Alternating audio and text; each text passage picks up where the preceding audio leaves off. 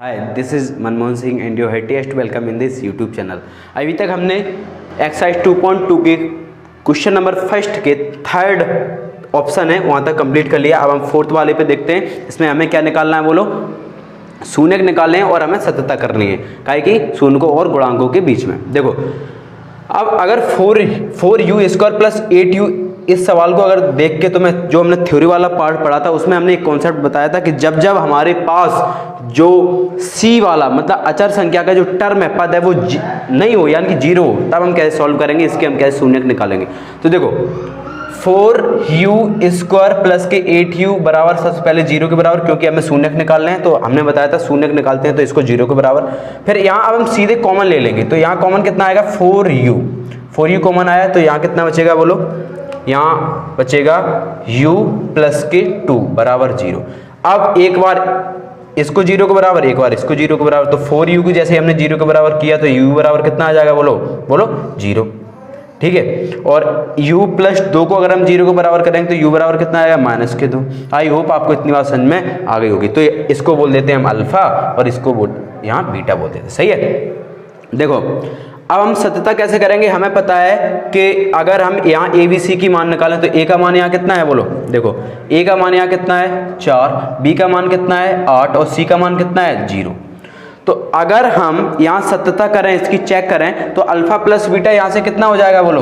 Minus के B upon ए होता है, तो इसका मतलब बी का मान यहाँ डालेंगे तो 8/4 माइनस के 8/4 यानी कि माइनस के 2 हो गया।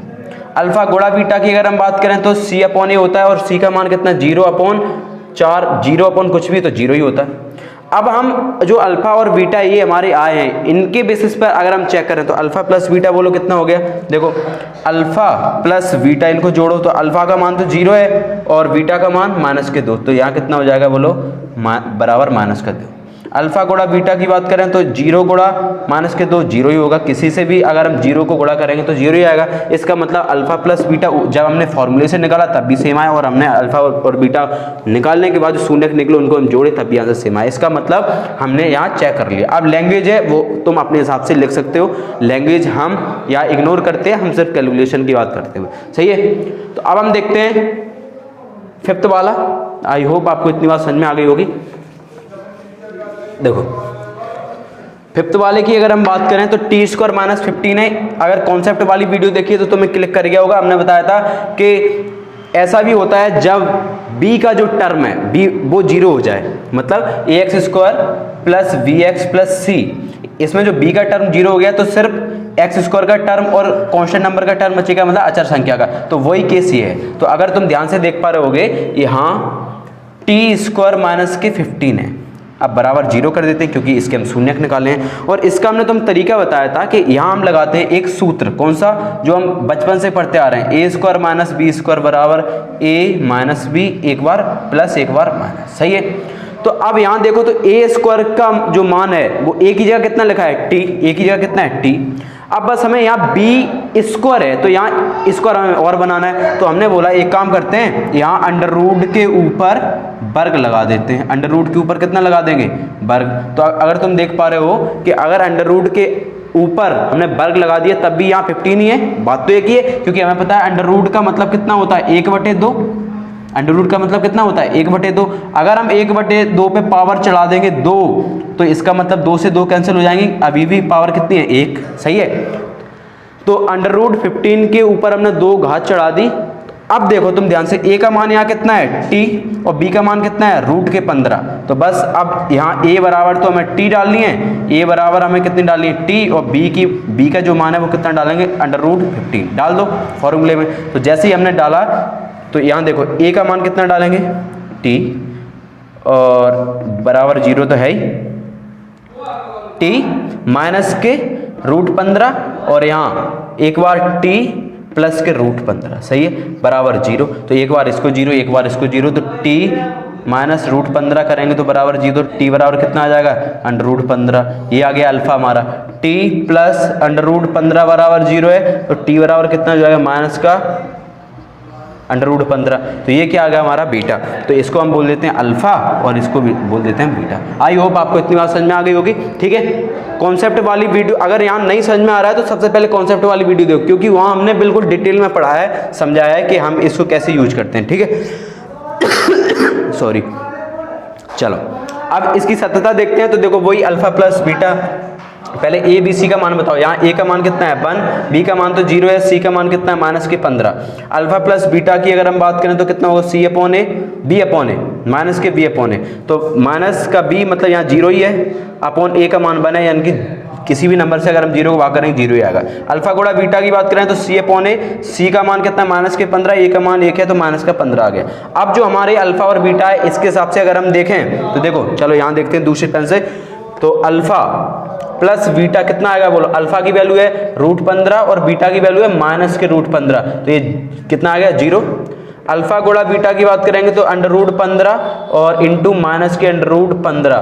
तो अगर तुम्हें यहाँ दिखाई दे रहा हो क्या कि √15 कितने हो जाएंगे बोलो, और माइनस साइन बाहर तो 15 हो जाएंगे। कितने हो जाएंगे बोलो 15। आई होप आपको इतनी बात समझ में आ रही होगी। तो -15 हो गए। तो यहाँ अगर तुम देखोगे तो दोनों नंबर सेम है, इसका मतलब हमने यहाँ चेक कर लिया और दोनों नंबर सही है। अब 6th वाले की बात करें, आई होप आपको यहाँ तक समझ में आ गया होगा। अब 6th वाले की हम बात कर लेते हैं। ऐसे ही हमें 6 वाला करना है। देखो कैसे करेंगे। 3x² माइनस के x -4 है। तो सबसे पहले क्या करना है, इसको हम मूलक रूप में तो पहले ही लिखा है, इसको हम 0 के बराबर रख देते हैं। और अब हम वही करना है, a को c से गुणा करेंगे तो यहाँ 12 आ जाएंगे। कितने आएंगे बोलो, चलो यहाँ कर लेते हैं 12 आ गए। अब इसके हम फैक्टर निकालो, फैक्टर निकाल दिए। चलो अब क्या करना है, फैक्टर को माइनस करने पर माइनस का 1 आना चाहिए। तो हमने देखा यहाँ 2 2 या 4, 4 और में से 3 करेंगे तो 1 आएगा, लेकिन हमें माइनस का 1 चाहिए ना, तो हमने 3 में से 4 को माइनस कर दिया। बात देखिए सही है। देखो अब हमने क्या किया, यहाँ ऐसे हमने तोड़ लिया। 3x² माइनस का 4x प्लस का 3x माइनस का 4 बराबर 0। अब इनको हम कॉमन ले लेते हैं। तो कॉमन लेंगे, यहाँ x आएगा, 3x माइनस का 4 बचेगा। यहाँ कॉमन कितना आएगा, 1 ही आएगा, 3x माइनस के 4 बराबर 0 हो जाएगा। सही है। अब इन दोनों को फिर से कॉमन, तो 3x माइनस के 4 और x प्लस के 1 बराबर 0। आई होप आपको इतनी बात समझ में आ रही है। बिल्कुल फोकस होके देखना है। अगर फोकस होके अगर तुम देख रहे हो तो एक बार में समझ में आना चाहिए। एक बार इसको 0, 3x माइनस के 4 घिसी पिटी वही मेथड है। ठीक है। x प्लस 1 की बात, यहाँ अगर हम x प्लस 1 को 0 के बराबर करेंगे तो x बराबर माइनस का 1। आई होप आपको इतनी बात समझ में आ गई। तो ये क्या है अल्फा और ये क्या है बीटा। सही है। इसको फिर से हम तुम बोलोगे एक माना कि एक बहुपद ax² plus bx plus c है, उसके शून्यक अल्फा और बीटा है। ठीक है। फिर तुम बोलोगे अल्फा प्लस बीटा हमें पता है कितना होता है, अल्फा प्लस बीटा होता है कितना, माइनस के b अपॉन ए। पहले इसका a b c का मान निकालो। तो अगर हम इसकी बात करें, इसका a का मान कितना है 3, b का मान कितना है माइनस का 1, c का मान कितना है, सॉरी हाँ सही है माइनस का 1 और c का मान माइनस का 4। सही है। तो अब यहाँ अगर हम माइनस b का मान डालें तो माइनस यहाँ पहले से प्लस का 1 हो जाएगा अपॉन a का मान 3। अल्फा गुणा बीटा की बात करें तो कितना होगा बोलो, c अपॉन ए। c का मान कितना है माइनस के 4 और a का मान है 3, तो माइनस के 4/3। आई होप आपको इतनी बात समझ में आ गई हो। सही है। इसके बाद हम सत्यता कैसे करेंगे, अब अल्फा और इनको जोड़ लेना, अल्फा और प्लस बीटा को यहाँ से जोड़ोगे तब भी इतना ही आएगा, माइनस का 1/3। और अल्फा गुणा बीटा करोगे तो कितना आएगा 4/3 आ जाएगा। और ये हमारे खत्म होते हैं। आई होप आपको इतनी बात समझ में आती है। ठीक है। तो हमने क्वेश्चन नंबर फर्स्ट 2.2 का कंप्लीट कर लिया। अब हम क्वेश्चन नंबर सेकंड पे चलते हैं, जहाँ हमें सिर्फ अल्फा प्लस बीटा का मान और अल्फा गुणा बीटा का मान पता है और हमें एक बहुपद निकालनी।